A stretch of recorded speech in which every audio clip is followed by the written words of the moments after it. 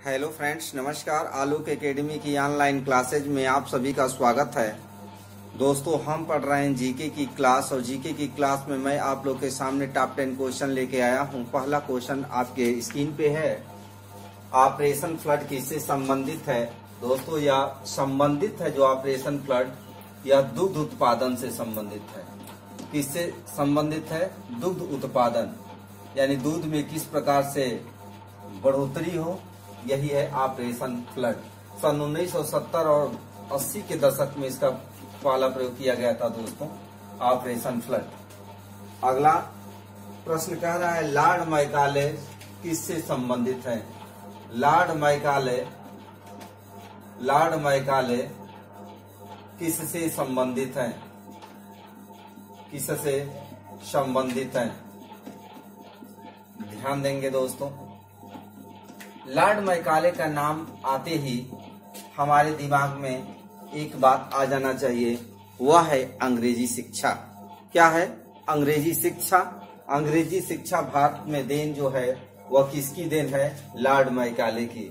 यानी अंग्रेजी शिक्षा की देन, अंग्रेजी शिक्षा जो दिया गया है वह किसके द्वारा? लॉर्ड मैकाले के द्वारा। इनका एक और सिद्धांत है दोस्तों, निस्यंदन का सिद्धांत। किसका सिद्धांत? निस्यंदन का सिद्धांत। यह सिद्धांत देने वाले कौन थे? लॉर्ड मैकाले ही थे दोस्तों। ये आप भूलेंगे नहीं, हमेशा याद रखेंगे। अगला प्रश्न आपके स्क्रीन पे आ रहा है दोस्तों। दिल्ली में मोती मस्जिद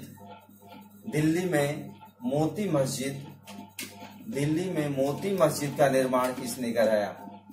दिल्ली में मोती मस्जिद का निर्माण मोती मस्जिद का निर्माण किसने कराया?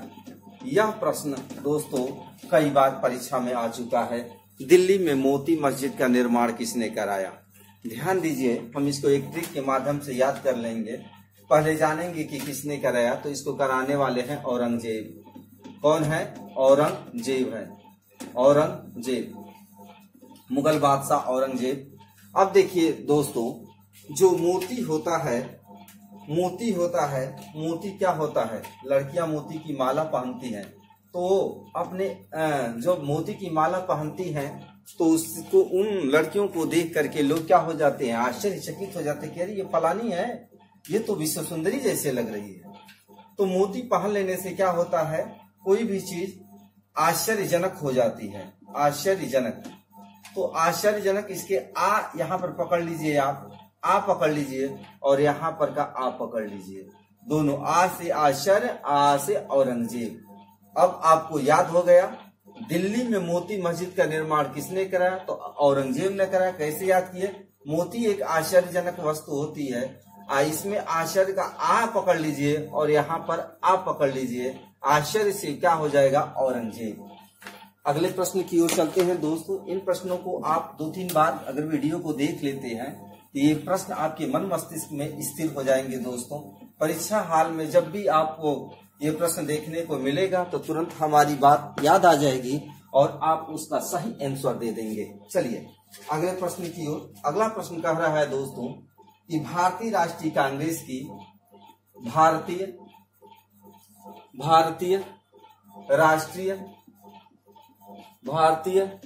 राष्ट्रीय कांग्रेस की स्थापना, भारतीय राष्ट्रीय कांग्रेस की प्रथम महिला अध्यक्ष कौन थी? प्रथम महिला अध्यक्ष कौन थी? दोस्तों, ये एक चीज आप याद रखिएगा, किसी भी चीज का प्रथम अक्सर परीक्षा में पूछा जाता है। और जहां तक महिला की बात हो गई तो महिला वाला तो एकदम से आप याद कर लीजिए। जैसे क्वेश्चन बार बार पूछता है कि भारत के प्रथम महिला राष्ट्रपति का नाम बताइए, आप आंसर दीजिए। तो इसका भारत के प्रथम महिला राष्ट्रपति श्रीमती प्रतिभा देवी सिंह पाटिल। उसी प्रकार ये क्वेश्चन कह रहा है कि भारतीय राष्ट्रीय कांग्रेस की प्रथम महिला अध्यक्ष कौन थी? तो इसका आंसर हो जाएगा दोस्तों एनी बेसेंट। कौन थी? एनी बेसेंट थी। चलिए अगले प्रश्न की ओर चलते हैं दोस्तों। अगला प्रश्न कह रहा है कि ओलंपिक ध्वज में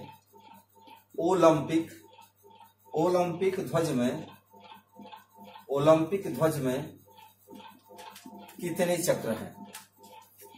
कितने चक्र है? कितने चक्र है? इसका आंसर बताइए।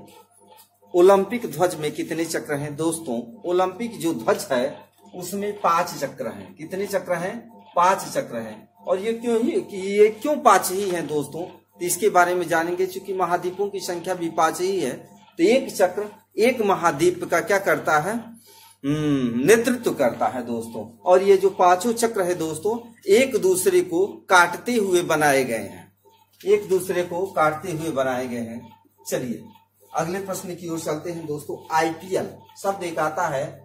आईपीएल, IPL किससे संबंधित है? आईपीएल किससे संबंधित है दोस्तों? संबंधित है, देखिए ध्यान दीजिए, आईपीएल किससे संबंधित है दोस्तों? खेल खिलाड़ी वाला पोर्शन आप ध्यान दीजिएगा, क्योंकि प्रत्येक परीक्षा में यहां से क्वेश्चन जरूर बनते हैं। तो आईपीएल दोस्तों क्रिकेट से संबंधित है। किससे संबंधित है? क्रिकेट से संबंधित है। चलिए अगले प्रश्न की ओर चलते हैं। अगला प्रश्न कह रहा है दोस्तों कि बिहू नृत्य, कौन सा नृत्य? बिहू नृत्य। बिहू नृत्य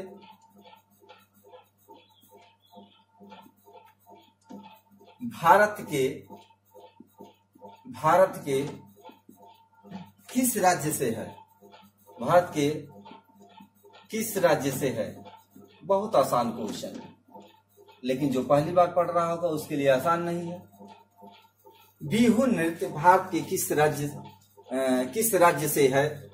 यह कह रहा है दोस्तों, किस राज्य से है बताइए।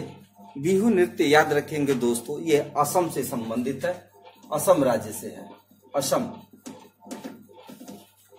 अगले प्रश्न की ओर चलते हैं दोस्तों। शारदा अधिनियम के अंतर्गत, ये बहुत बढ़िया क्वेश्चन रखा गया है। शारदा अधिनियम, शारदा अधिनियम, शारदा अधिनियम के तहत लड़कियों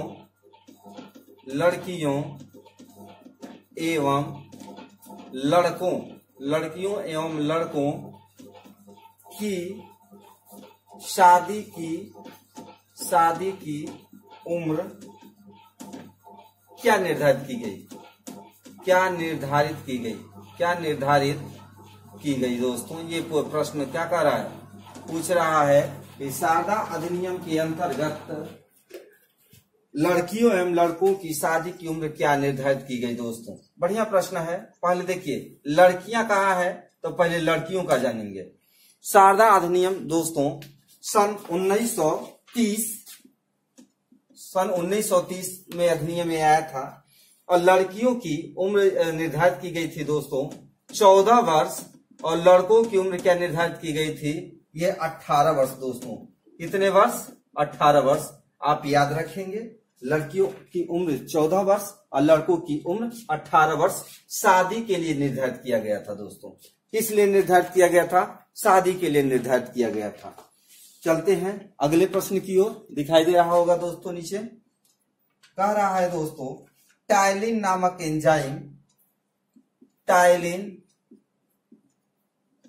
नामक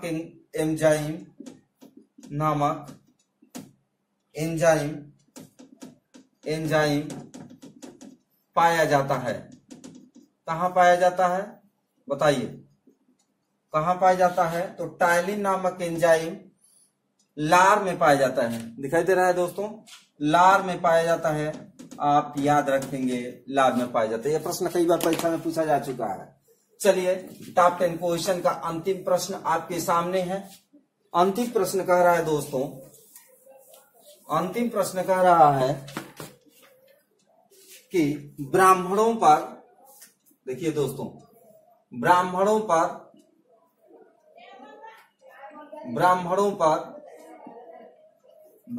पर जजिया कर लगाने वाला शासक कौन था? लगाने वाला शासक कौन था? ब्राह्मणों पर जजिया कर लगाने वाला शासक कौन था दोस्तों, बताइए। वह शासक था फिरोज तुगलक। कौन था दोस्तों? फिरोज तुगलक। फिरोज तुगलक। दोस्तों एक चीज याद रखेंगे, ये ब्राह्मण शब्द कहा है। ब्राह्मण शब्द इसका एक परवाची होता है, ब्राह्मण का परवाची होता है। आप याद रखिएगा, इसका परवाची होता है द्विज। ब्राह्मण शब्द का परवाची क्या होता है? द्विज होता है। ये कई बार प्रश्न पूछा जा चुका है। द्विज चूंकि 2-3 का परवाची होता है। जैसे द्विज का परवाची एक तो ब्राह्मण हो गया, क्या हो गया? ब्राह्मण हो गया। दूसरा दांत का भी ये परवाची होता है, और तीसरा पक्षी का भी परवाची होता है द्विज। याद रखिएगा। आज का क्लास कैसा रहा आप हमें बताएंगे। लेते हैं विदा। धन्यवाद।